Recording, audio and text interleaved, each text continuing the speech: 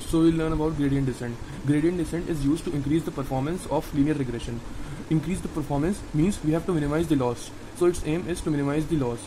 Now loss is different for different machine learning algorithms, and we use mean squared error in linear regression. Mean squared error, as the name suggests, we calculate it by taking the error, squaring it, and taking its mean.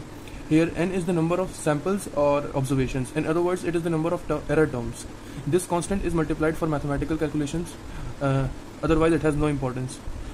So this error is calculated by subtracting the predicted value and the actual value. The predicted value is the value that our model predicts, and the actual value which the model should have predicted. So this is the error. Now loss function is the sum of all the errors, all the predictions that the model has made.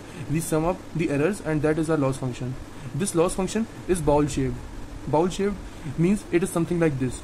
It can also be called as convex function. So in convex function, suppose initially our model loss is here, so our parameter is here. Theta is the weight of linear regression. So our model is currently having this loss, and we have to reduce it to this. So what we can do is we can take the slope, and accordingly we can move downwards like here.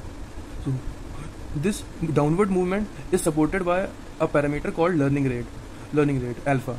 If alpha is 0.01 or something very very small, then it means that we have to take very very small steps to move downwards. And when alpha is big, like 0.1 or 0.5, then it means that we have to take very large steps.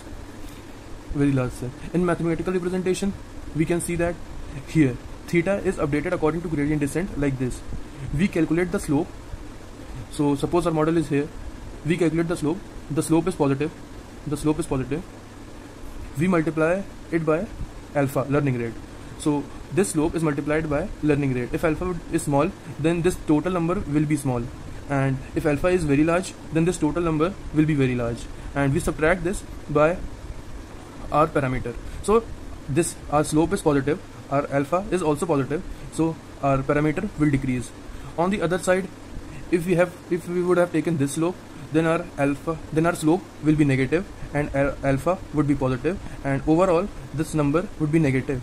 So we will theta j minus of negative, which means that we have to plus something to this parameter, so this parameter will increase. And previously we saw that this parameter would decrease because they both are positive. So in this way the model converges. Convergence means that when the model reaches here, the slope becomes very less. So there is not much effect in the parameters, and when there is not much change observed in the parameters, then we say that we have reached the convergence. So this is the gradient descent algorithm.